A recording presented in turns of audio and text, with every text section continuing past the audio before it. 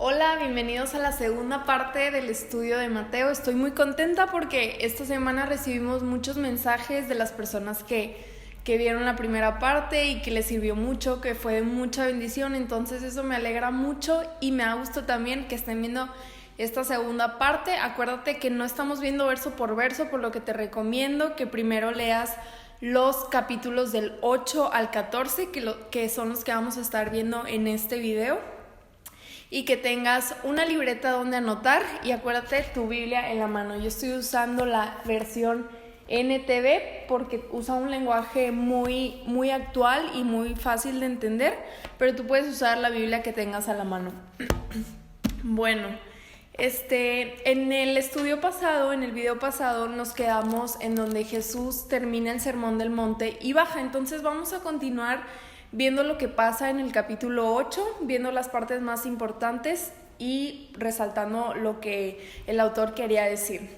Entonces, capítulo 8, Jesús baja del monte y comienza a vivir lo que predica. Y el primer milagro registrado en este libro de Mateo es la sanación de un leproso.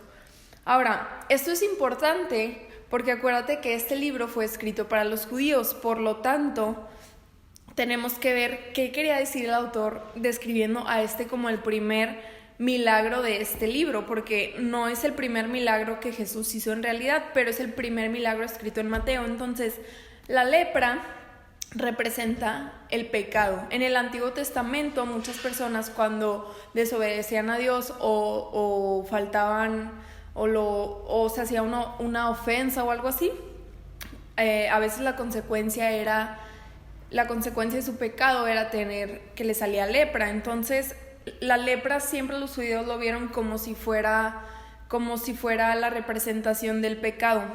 Por lo tanto, cuando Jesús sana a un leproso, está diciendo como yo estoy quitando la lepra, yo estoy quitando el pecado y yo soy esa salvación que ustedes los judíos necesitan. Acuérdate que fue escrito para los judíos, por lo tanto Jesús viene y dice, yo soy esa salvación que tú necesitas, yo quito el pecado de tu vida. Entonces, me llama mucho la atención cómo el hombre dice, Señor, si tú quieres, puedes sanarme y dejarme limpio. Y Jesús extendió la mano y lo tocó y le dijo, sí quiero, queda sano. Y me gusta porque Dios siempre quiere lo mejor para nosotros y a veces pasamos por situaciones difíciles o por procesos, pero siempre quiere Dios lo mejor para nosotros.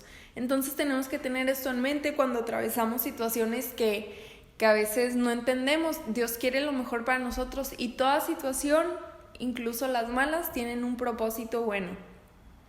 Ahora en el versículo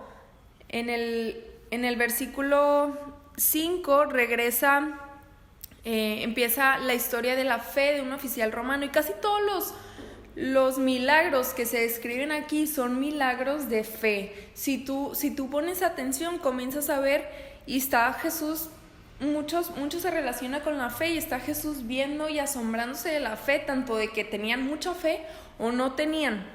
Ahora, la fe es muy importante porque más adelante vamos a ver cómo debido a la fe Jesús sana o cómo debido a la falta de fe Jesús no hace milagros. Y no es por su poder, sino por la fe de las personas. Ahora, Jesús está caminando de regreso a Capernaum y se le acerca un oficial romano. Entonces, como te mencioné antes, Jesús es asombrado por la fe porque dice esta persona, Señor, no soy digno de que entres en mi casa. Jesús le dijo, voy a ir a sanarlo, pero él dice, no te preocupes, tú tan solo pronuncia la palabra desde donde estás y mi siervo sanará. Ahora Jesús le responde, dice, Jesús quedó asombrado, versículo 10, y se dirigió a los que lo seguían y dijo, les digo la verdad, no he visto una fe como esta en todo Israel. Y luego le dice, vuelve a tu casa debido a que creíste ha sucedido. Entonces vemos cómo este hombre lleno de fe recibe lo que él creyó. Y Jesús se asombra de la fe de él y dice, wow, esta fe es excepcional. No la he visto en todo Israel. Y gracias a la fe de él es que recibe lo que él cree. Entonces Jesús sigue sanando a mucha gente y en el versículo 17 menciona, Así se cumplió la palabra del Señor por medio del profeta Isaías, quien dijo: se llevó nuestras enfermedades y quitó nuestras dolencias. Entonces Mateo, acuérdate que él quiere resaltar que Jesús está cumpliendo todas las profecías del Antiguo Testamento, para resaltar también que Jesús es la promesa de Dios. Vamos a ver lo que cuesta seguir a Jesús en el versículo 18.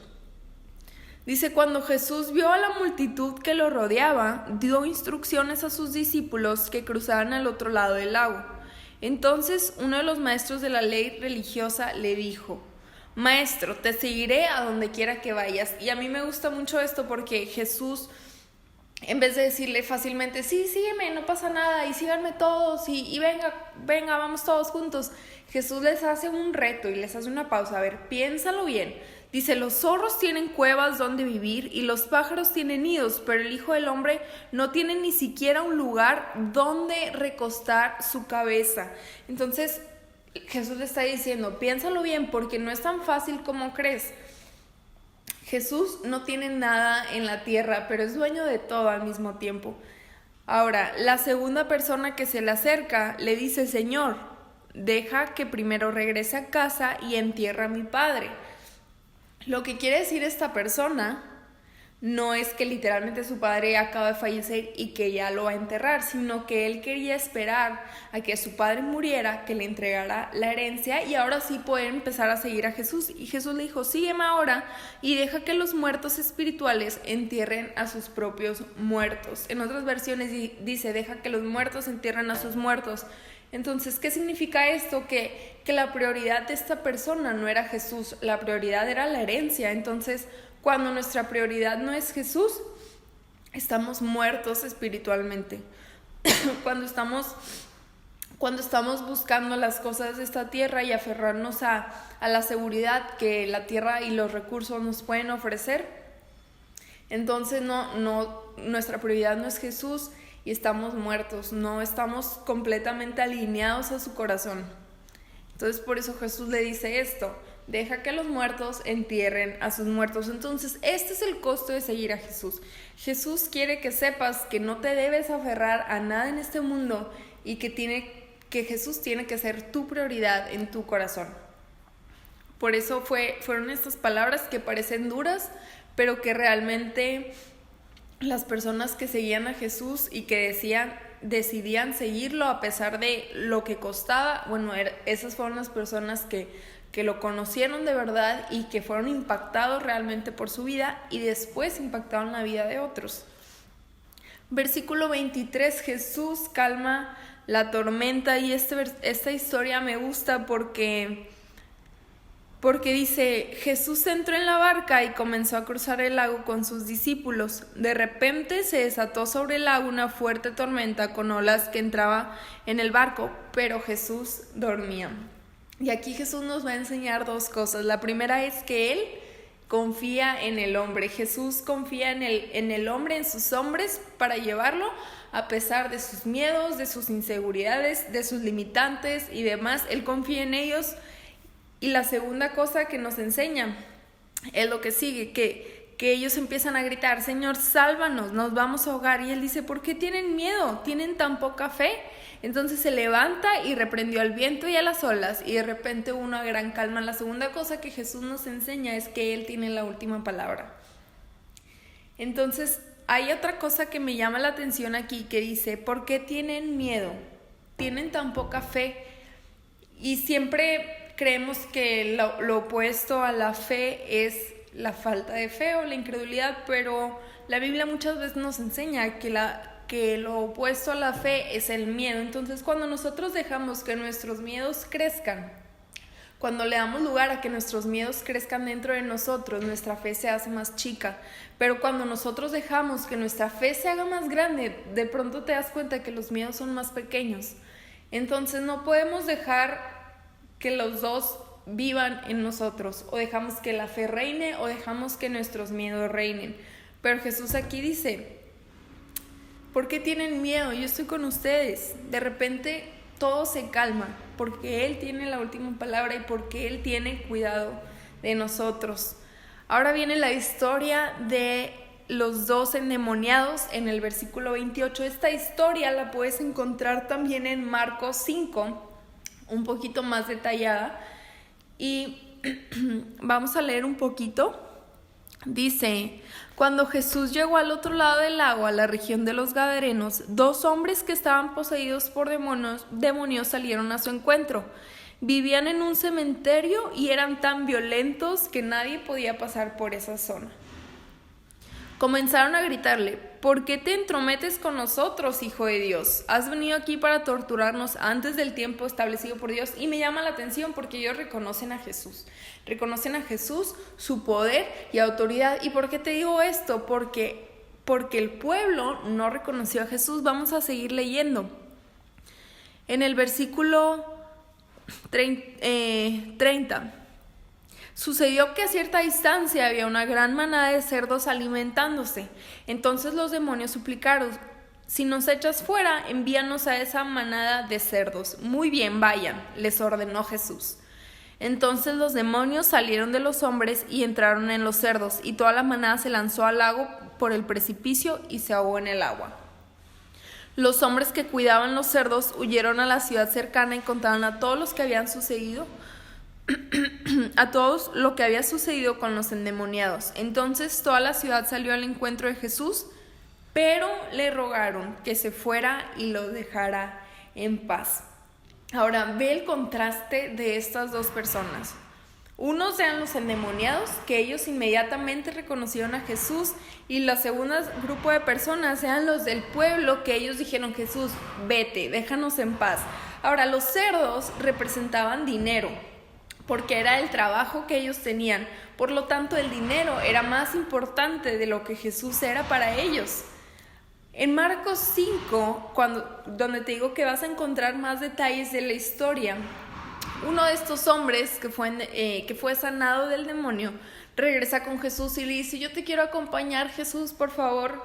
Pero Jesús le responde: quédate aquí y ve a tu casa y a los tuyos. Y me gusta esto porque cuando Dios hace algo en nuestras vidas, quiere que las personas más cercanas a nosotros sean los primeros en saber, porque cuando Dios hace algo en nuestras vidas, nosotros somos el instrumento de salvación, nosotros somos el instrumento que lleva la salvación. Entonces Jesús le dijo: no puedes venir conmigo ahora, pero quédate y cuéntales todo lo que yo he hecho en ti. Entonces, gracias a esta persona que fue como el primer misionero que Jesús manda, esa ciudad fue predicada de Cristo. Ahora, wow, cómo Dios usó a un ex endemoniado para predicar su palabra. De endemoniado a misionero, literalmente. Dios usa todo. Él puede hacer grandes cosas. A veces nos limitamos nosotros mismos: ay, de verdad Dios me va a usar si yo hice esto, hice aquello, hice el otro. Pero la verdad es que sí, porque Dios es el que se lleva la gloria finalmente. Vamos al capítulo número 9. Jesús sana a un paralítico. Ahora, otra vez Jesús sube a la barca y regresa al otro lado del lago, a su propia ciudad. Y dice que unos hombres le llevaron al paralítico en una camilla. Y otra vez al ver la fe de ellos, otra vez hablando de la fe, dice: Jesús le dijo al paralítico: ánimo, hijo mío, tus pecados son perdonados. Jesús siempre observa la fe de la gente, y conforme a su fe se les será dado. Ahora dice: ánimo, tus pecados son perdonados. ¿Por qué Jesús no le dice: ánimo, ya eres sano, o ya te puedes levantar, ya puedes caminar? Dice: tus pecados son perdonados. Y yo creo también que era para demostrar su poder y autoridad como hijo de Dios. Dice que algunos maestros de la ley religiosa, o sea, fariseos, decían en su interior: es una blasfemia, ¿acaso se cree que es Dios? Pero sí es Dios. Jesús es 100% hombre y 100% Dios. Entonces, otra vez, aquí están los fariseos tratando de entender. Su corazón realmente siempre ha estado duro hacia Jesús, por lo tanto ellos no entienden completamente. Bueno, vamos a ver, Jesús llama a Mateo en el versículo 9. Ahora, ¿quién era Mateo? Dice, mientras caminaba, Jesús vio a un hombre llamado Mateo sentado en su cabina de cobrador de impuestos. Cuando los judíos trabajaban como recaudadores de impuestos, trabajaban para el Imperio Romano, por lo tanto se consideraban enemigos de los judíos. Siempre hubo esta enemistad entre romanos y judíos, entonces cuando Jesús lo llama, él era un enemigo de Israel, pero aún así Jesús lo llama y ¿qué le dijo Jesús? Sígueme y sé mi discípulo. Entonces Mateo se levantó y lo siguió.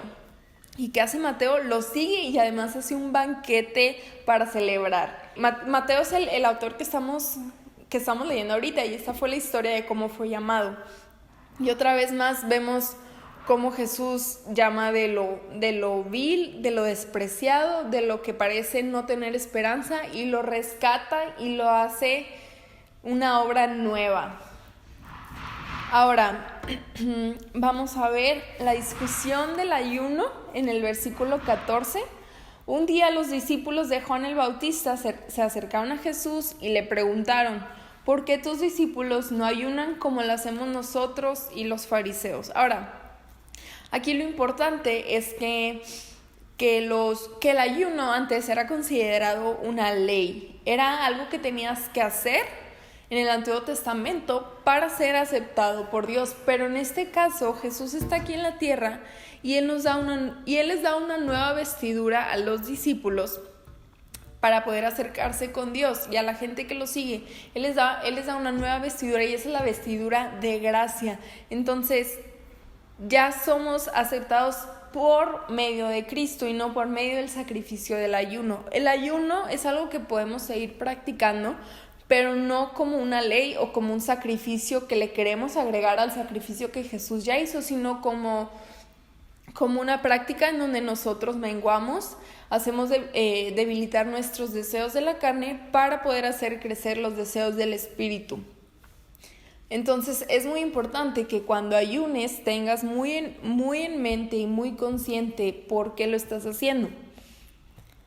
Porque si es como un sacrificio que haces, pues realmente estás como devaluando el valor del sacrificio que Cristo ya hizo. Pero si lo haces porque quieres que tu espíritu sea más fuerte que tu carne o que los deseos de tu carne, entonces estás con una intención correcta.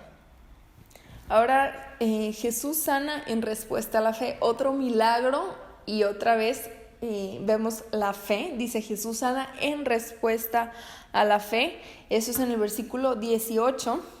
Y aquí son dos historias: la historia de la hija de Jairo y la historia de la mujer del manto. Llega un señor que se llama Jairo, dice que era el líder de una sinagoga, se le acercó y se arrodilló delante de él. Mi hija acaba de morir, pero tú puedes traerla nuevamente a la vida solo con venir y poner tu mano sobre ella. O sea, este hombre tenía fe en Cristo. En realidad él ni siquiera era seguidor de Cristo, pero él tenía fe. ¿Por qué digo que no era seguidor? Porque dice que era líder de una sinagoga. Probablemente no era un discípulo que iba constantemente atrás de él, pero había escuchado de Jesús y había creído en él. Por lo tanto, creyó que él podía salvar a su hija y le dice: solo pon tu mano y sé que ella va a vivir. Entonces Jesús y sus discípulos, versículo 19, se levantaron y fueron con él. Justo en ese momento, una mujer, quien hacía 12 años que sufría de una hemorragia continua, se le acercó por detrás.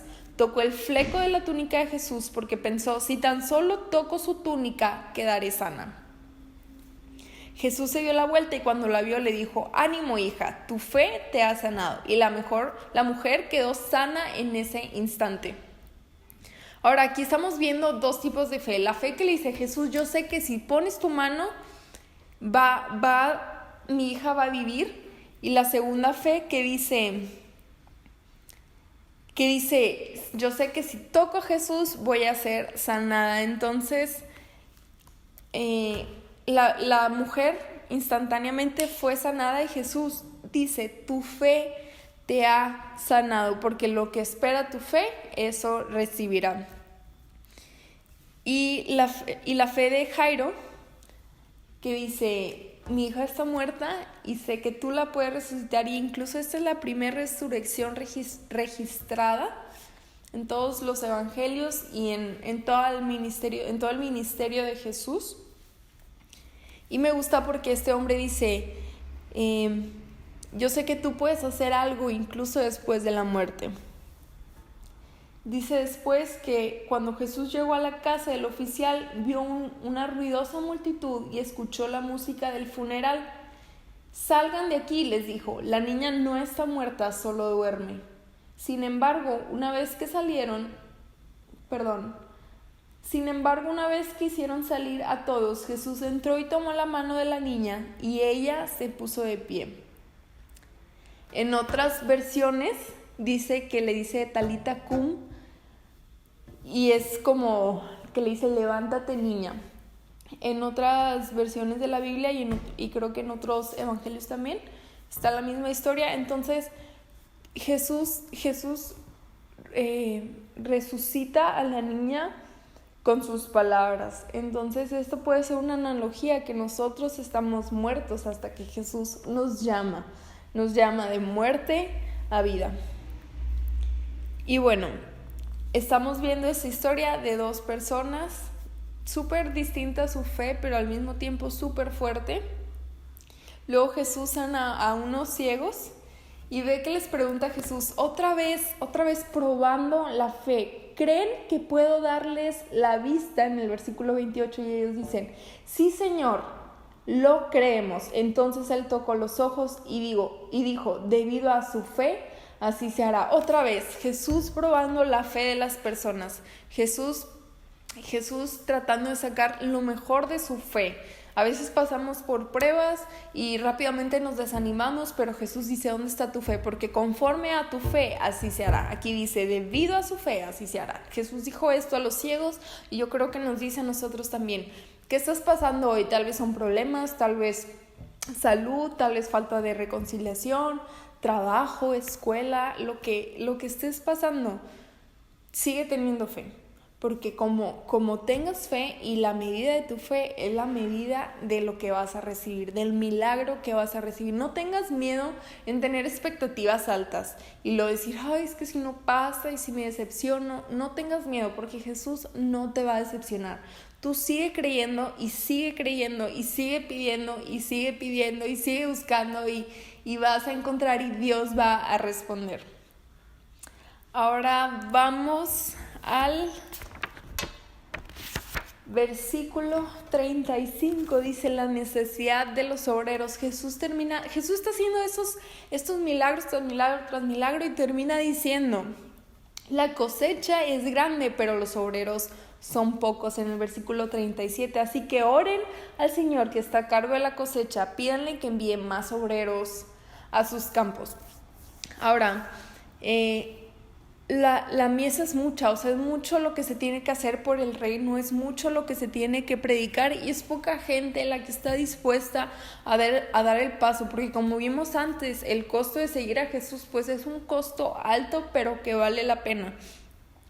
Ahora, los guías que Dios escoge para su pueblo son pastores de corazón realmente interesados en las necesidades de las personas. Si nosotros queremos ser usados por Dios, tenemos que tener un corazón realmente compasivo por los demás. No podemos fingir que los amamos porque luego al final nuestras acciones son huecas y eso nos va a pesar muchísimo. Ahora me gusta que Jesús ora y Jesús dice, rogad al Señor.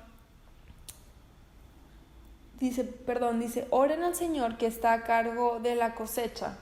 En otras versiones dicen, rogad al Señor.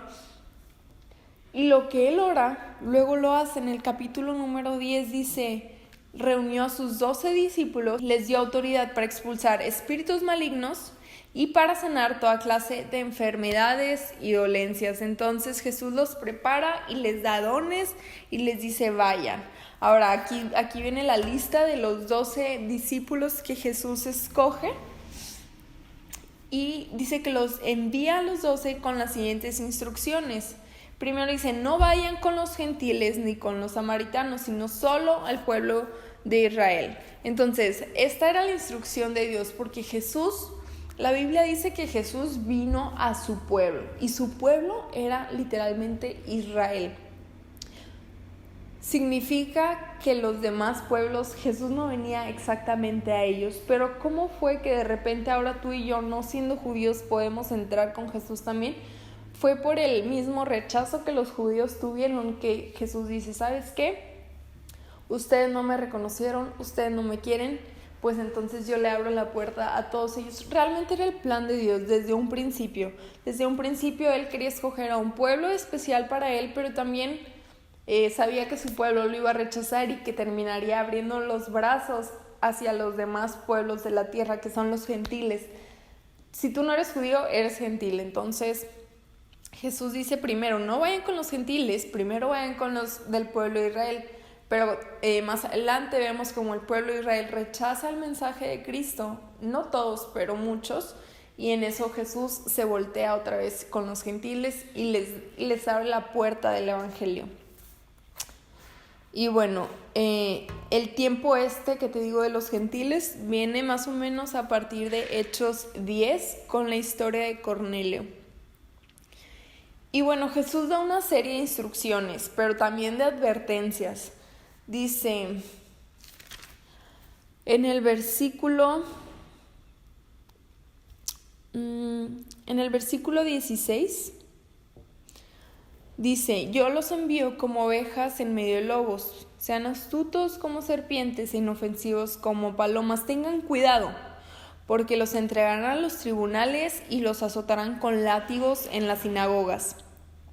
Serán sometidos a juicio delante de los gobernantes y reyes por ser mis seguidores, pero esta será una oportunidad para que les hablen a los gobernantes. Entonces Jesús los está enviando y les está dando autoridad para que vayan, sanen, quiten dolencias, expulsen demonios, prediquen y todo. Pero también les dice, cuidado porque los van a perseguir, los van a azotar, los van a lastimar. Pero termina con esta promesa, pero todo el que se mantenga firme hasta el fin será salvo. Entonces sí, a veces es difícil seguir el camino de Cristo y a veces es difícil hacer su voluntad. ¿Por qué? Porque va a haber oposición, porque obviamente el enemigo no quiere que se expanda su palabra o que podamos compartir a otros, pero Jesús nos da la promesa de que si nos mantenemos firmes en nuestra fe, en nuestras creencias, en su palabra, entonces seremos salvos. Podemos estar tranquilos de que Él sostiene nuestras vidas. Ahora viene al final, versículo 32, todo aquel que me reconozca en público aquí en la tierra, también lo reconoceré delante de mi Padre en el cielo, pero al que me niegue aquí en la tierra, también yo lo negaré delante de mi Padre en el cielo. La confesión de Cristo te puede costar la vida. Justo ayer estaba viendo la película de la historia de Rachel Joy Scott, que fue una adolescente de 17 años que estuvo en un tiroteo en la escuela Columbine de Estados Unidos, y haz de cuenta que ella era conocida en su escuela por ser cristiana. Era una niña que tenía y escribía en un diario y se hacía preguntas muy reales y muy fuertes como para la edad que tenía, pero ella se preguntaba acerca de Dios, acerca de sus propósitos, de cómo ser luz, de cómo cambiar el mundo. Ella realmente tenía un corazón por la gente y ella siempre quería impactar al mundo. Dice, con una sola persona que yo pueda cambiar, ahí estoy cambiando el mundo. Entonces ella era conocida en su escuela por eso. Y bueno, hubo una tragedia donde hace casi 10 años, el 20 de abril del 1999, 2 estudiantes de esta escuela entraron a hacer un tiroteo. Y la primera persona a la que fueron a matar fue a esta chica, Rachel Joy Scott. Y le preguntaron, ¿todavía crees en Dios? Y ella le dice, ¿sabes que sí? Pues que tu Dios te ayude. Y le dispara y la mata. Ahora, la confesión te puede costar la vida. Creo que vivimos en este lado del mundo, tal vez América, Suramérica y todo eso, donde no somos tan perseguidos por la palabra de Dios, pero del otro lado del mundo hay gente que sí es muy perseguida por predicar la palabra de Dios, hay gente que es encarcelada por predicar la palabra, hay gente que es asesinada, hay gente que es rechazada por su familia. Entonces Jesús está haciendo esta promesa: el que me reconozca aquí en la tierra, yo lo reconoceré en el cielo. Y eso a veces nos puede costar la vida, pero es la vida terrenal, que no se compara en lo absoluto con la vida celestial. Y yo te cuento la historia de esta chica no para que tengas tristeza o miedo o preocupación o que sea una carga para ti, sino que sea una inspiración de que tu fe siempre sea firme y que cueste lo que cueste podamos ser firmes en seguir a Jesús. Porque tal vez a nosotros nos va a costar burla, nos va a costar amigos, nos va a costar tal vez un trabajo o algo así, pero son cosas terrenales, son cosas mundanas. Al fin de cuentas, nuestra seguridad está en Cristo y está en el cielo. Entonces, peleemos la batalla de la fe. Peleemos la batalla de la fe y ten por seguro que va a haber una recompensa. Ahora, vamos al capítulo número 11 y es Jesús y Juan el Bautista, es la historia de Juan el Bautista. Y bueno, llegan los mensajeros de Juan el Bautista y le preguntan algo, y aquí hay distintas interpretaciones acerca de lo que significa, pero les voy a explicar esta. Cuando Jesús terminó de darles esas instrucciones a los 12 discípulos, salió a enseñar y a predicar en las ciudades de toda la región. Juan el Bautista, quien estaba en prisión, oyó acerca de todas las cosas que hacía el Mesías. Entonces envió a sus discípulos para que le preguntaran a Jesús. Esto es lo que te digo, que hay distintas interpretaciones. ¿Eres tú el Mesías a quien hemos esperado o debemos seguir buscando a otro? Ok, ¿qué significa? Juan, el que estaba predicando hace unos días que Jesús era el camino y que se prepararan y que se arrepintieran porque estaba cerca, ahora está preguntando esto. Una de las interpretaciones es que Juan solamente quería afirmar esto a sus discípulos, pero otra interpretación es que Juan el Bautista era vulnerable, era un ser humano como tú y como yo, y estaba pasando por un momento de vulnerabilidad donde se encontraba en prisión y donde Jesús no había ido a sacarlo. Entonces, creo que esto nos puede pasar a cualquier persona. Cuando una situación no resulta como nosotros queremos, nos encontramos en un momento de duda y de decir, Dios, ¿de verdad esto es lo que tú querías para mí? Probablemente Juan hubiera esperado a que Jesús lo salvara.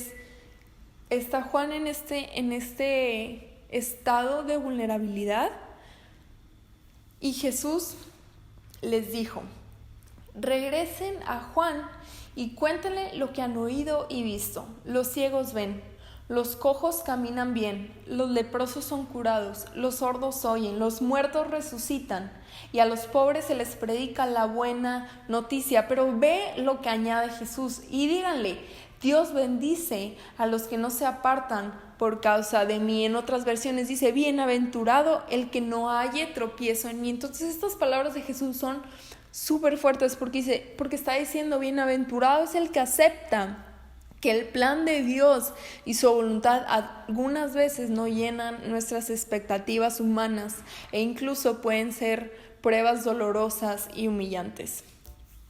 Bienaventurado el que a pesar de eso se mantenga firme en mí. Bienaventurado que a pesar del sufrimiento y del dolor pueda seguir confiando en mí. Bienaventurado, dichoso, bendecido la persona firme. Jesús está diciendo esto. Entonces,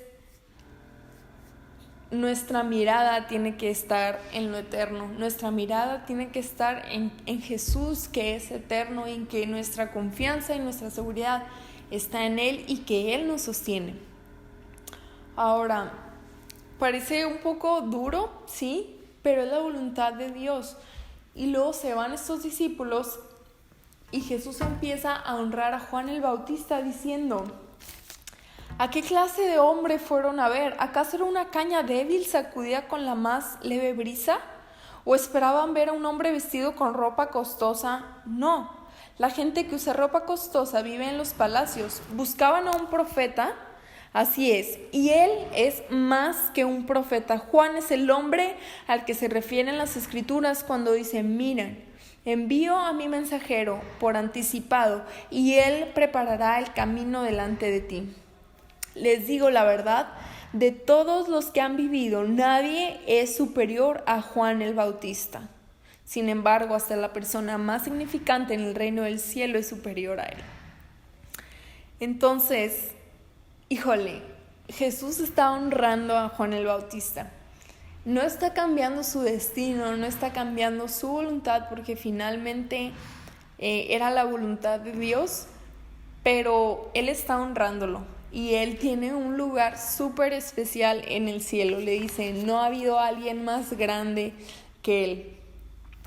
Y luego dice: desde los días en que Juan el Bautista comenzó a predicar hasta ahora, el reino de los cielos ha venido avanzando con fuerza y gente violenta lo está atacando. Otras versiones dicen: el reino de los cielos sufre violencia y los violentos arrebatan. Me gusta más esa versión.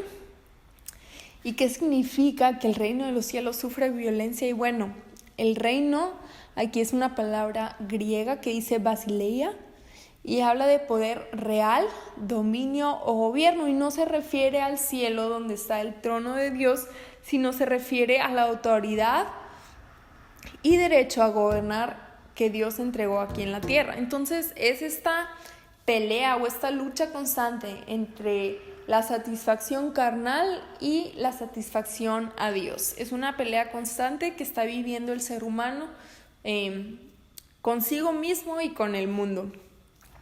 Entonces Jesús habla de esta lucha, pero luego dice: vengan a mí y yo les daré descanso. En el versículo 28 dice: pónganse mi yugo, déjenme enseñarles, porque yo soy humilde y tierno de corazón.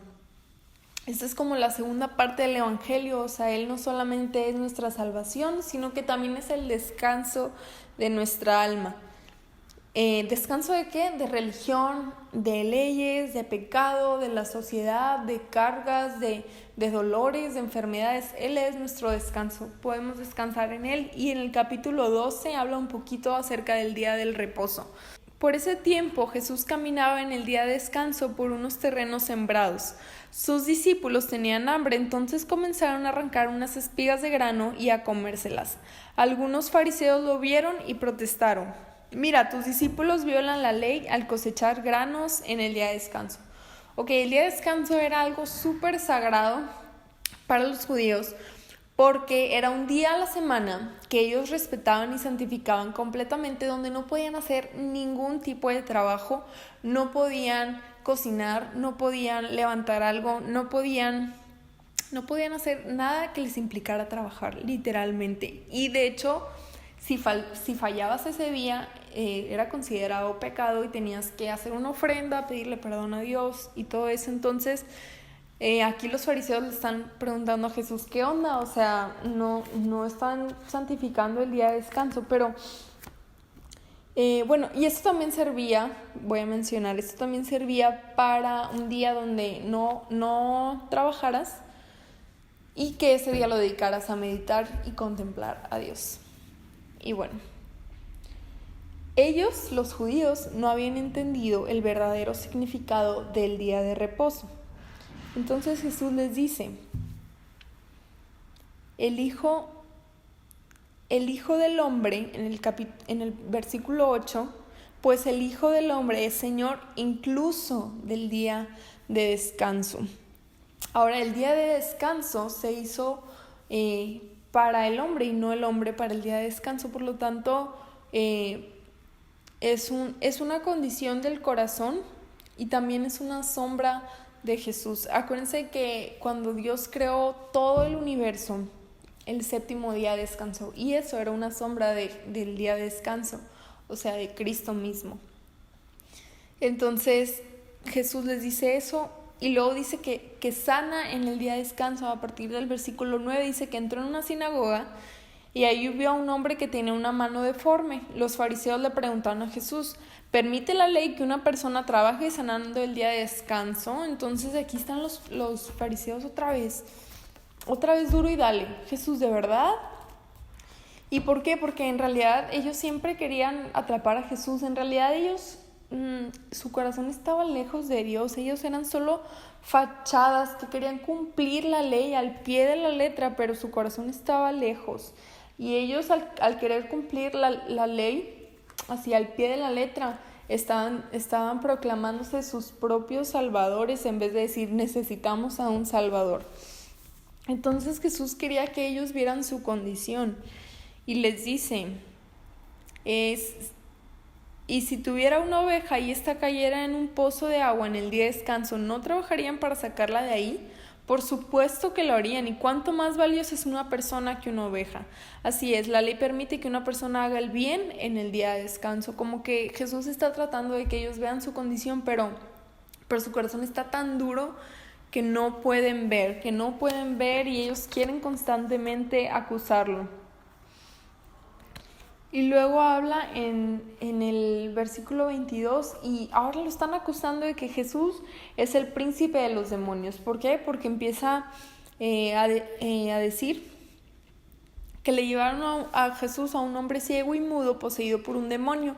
Y Jesús lo sana y él pudo hablar y ver. Entonces la multitud se queda asombrada, pero cuando los fariseos lo oyen dijeron, ay, con razón puede expulsar demonios, él recibe su poder de Satanás.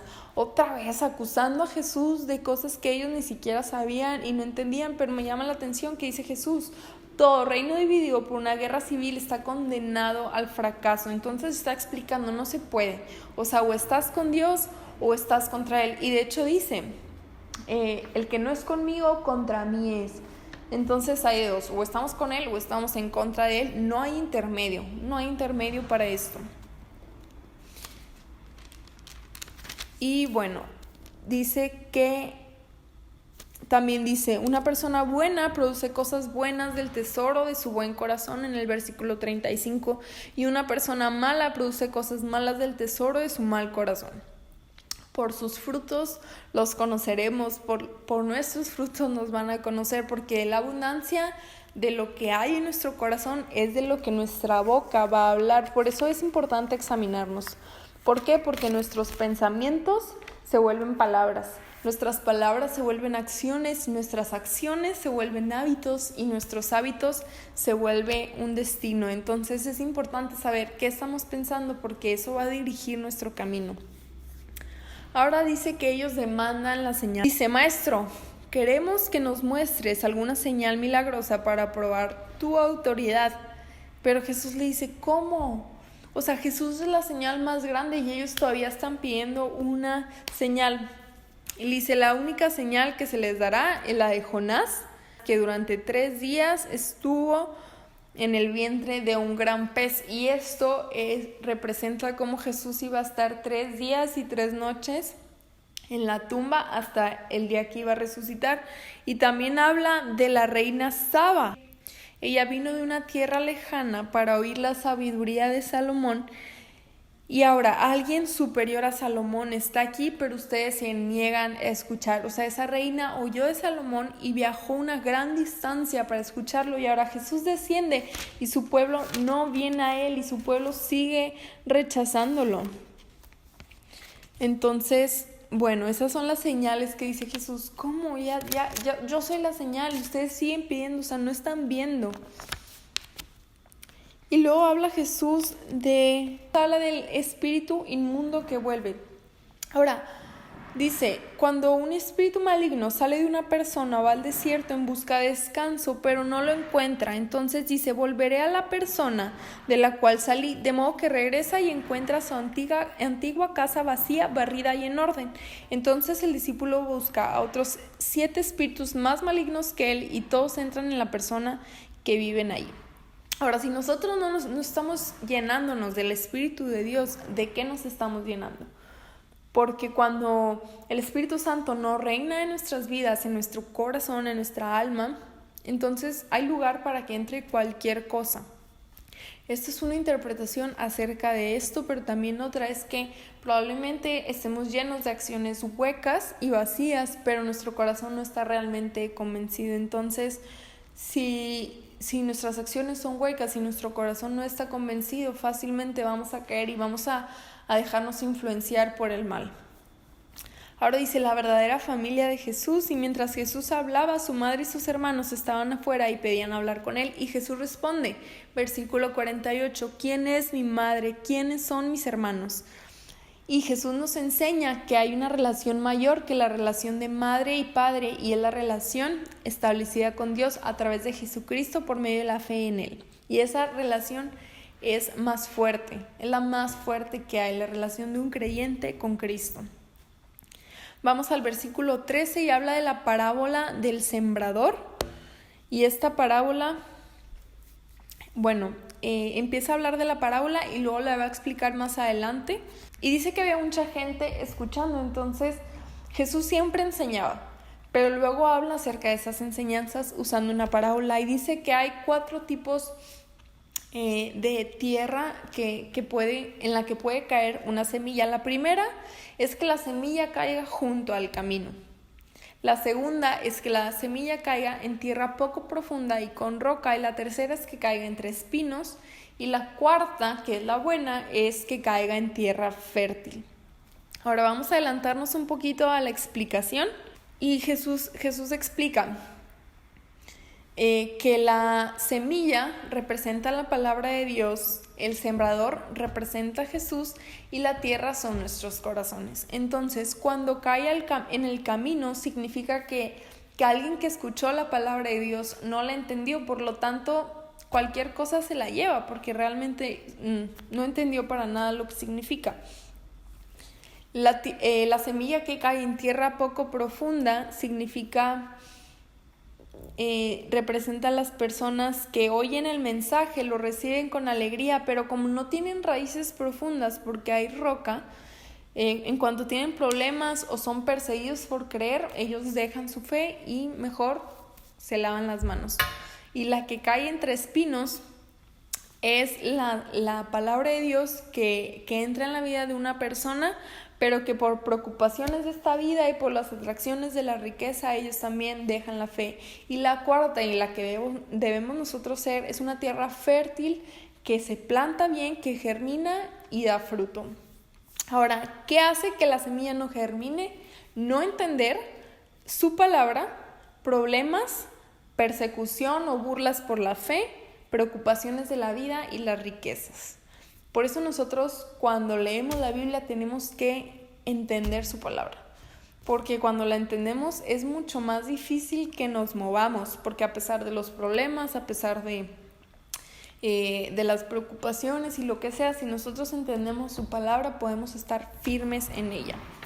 Ahora habla del trigo y la cizaña. El trigo y la cizaña están en el versículo 24 y otra vez Jesús está hablando del reino de los cielos. Y dice que hay 2 tipos que pueden crecer, que es tanto el trigo, que es lo bueno, y la cizaña, que es igualito que el trigo, pero está hueco. Entonces, ¿qué representa la cizaña? Representa doctrinas y enseñanzas falsas que no están apegadas a la Biblia. Y es muy difícil distinguirlas. A veces crecen juntas y no sabes cuál es cuál hasta que las arrancas y las abres y ves lo que tienen adentro. Entonces, hoy en día, ambos están creciendo demasiado. En cuanto al trigo, hay muchas personas que realmente aman a Dios, hay muchas enseñanzas hoy en día, pero también en cuanto a la cizaña, porque hay muchas sectas, hay confusiones, hay ideologías. Entonces, nuestra responsabilidad no es arrancar la cizaña, porque dice Jesús que si arrancamos la cizaña es probable que también se dañe el trigo. Nuestra responsabilidad es solamente sembrar la semilla. Ok, entonces versículo 44, la parábola del tesoro escondido y la perla.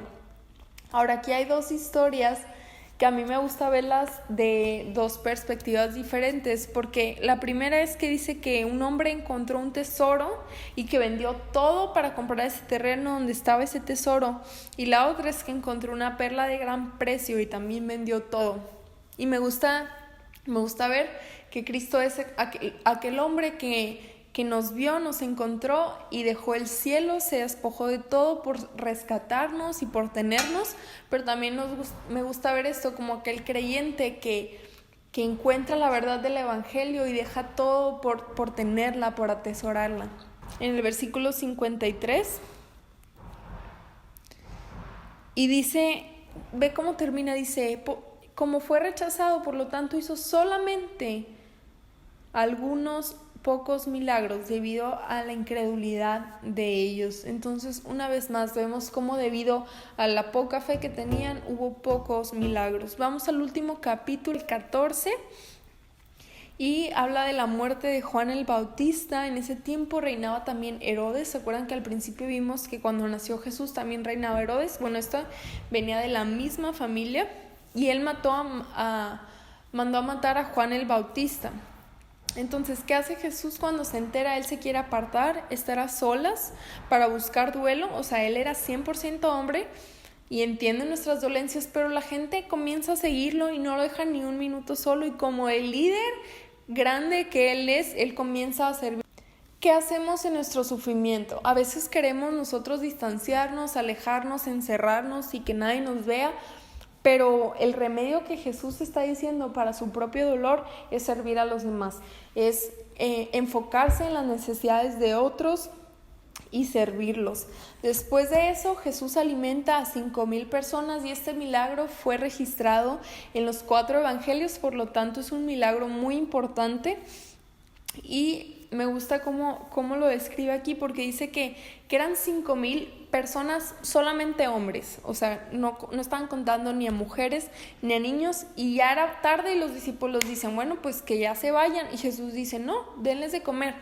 Y esto es una representación a veces de cómo nosotros como iglesia tenemos que alimentar a multitudes, y Jesús nos dice, dales de comer, pero es casi imposible alimentar a tantas personas. Incluso ahí tenían solamente 5 panes y 2 peces. Entonces, ¿qué demuestran? La necesidad de Cristo. Entonces Jesús responde, tráiganlos aquí. Entonces, ¿estamos dispuestos realmente a darle lo que tenemos a Dios para que Él haga milagros con multitudes, o queremos hacerlo con nuestras fuerzas y tratar de nosotros sacarlo adelante para alimentar? Porque realmente con nuestras fuerzas no podríamos abarcar tanto.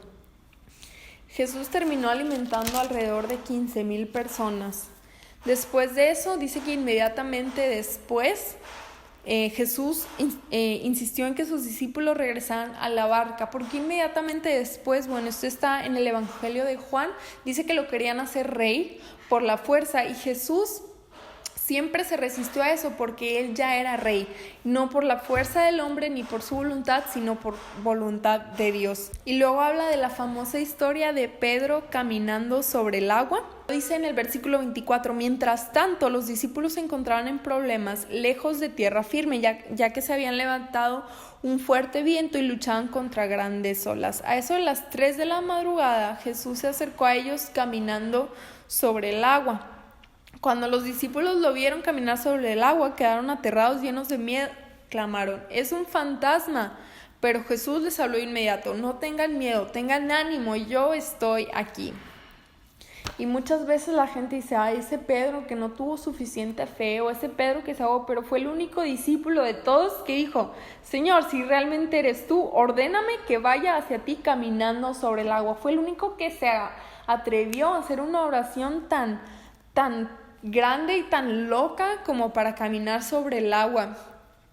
Y ahora Jesús le dice, sí, ven. Baja y empieza a caminar sobre el agua, pero dice, cuando vio el fuerte viento y las olas, se aterrorizó y comenzó a hundirse. Cuando él quitó su mirada de Cristo y vio su situación real de que estoy caminando sobre el agua, es una locura, ¡pum!, empezó a hundirse. ¿Y qué dice Pedro? Sálvame, Señor. Y esta es la oración más corta. A veces creemos que tenemos que hacer oraciones larguísimas, o viene gente y dice, es que no sé cómo orar. Pues, ¿cuál es tu necesidad? Porque aquí la necesidad era tan fácil, sálvame, Señor. Y en ese momento Jesús lo saca del agua y le dice, ¿tienes tan poca fe? ¿Por qué dudaste de mí? Y bueno, después llegan, imagínense esto, o sea, los discípulos acaban de ver todo esto y yo creo que estaban atónitos. Y luego llega Jesús al otro lado del lago, y cuando la gente lo reconoce, otra vez va, y otra vez Jesús está haciendo milagros, sanando gente y todo, y no me imagino cómo se ha de sentir un discípulo porque vemos cómo acaba de Jesús alimentar a tantas personas y luego sucede esto y tienen dudas y tienen esta fe como inconstante, y creo que a veces nosotros estamos caminando cerca de Dios, o parece que estamos caminando cerca de Dios y leemos la Biblia y oramos y vamos a la iglesia, pero llega un punto donde parece que nos acostumbramos y se nos olvida que Jesús puede hacer milagros. Y se nos olvida que Dios escucha y que Él puede actuar tanto en lo ordinario como en lo extraordinario. Y nos conformamos con vivir una vida que es agradable y que es buena y que no comete tantos errores, pero se nos olvida vivir una vida extraordinaria, una vida que camina de la mano de Cristo. Entonces, que la vida cristiana no sea aburrida porque hay mucho más y nosotros vamos a recibir conforme a nuestra fe. Entonces, que Cristo aumente nuestra fe y que podamos seguir avanzando hacia lo que Él tiene para nosotros. Y bueno, esto fue todo por hoy. Espero que les haya servido, que les haya gustado. Por favor, déjenme sus comentarios aquí. Suscríbanse al canal, vamos a seguir haciendo esto. Y bueno, nos vemos a la próxima. Que Dios los bendiga.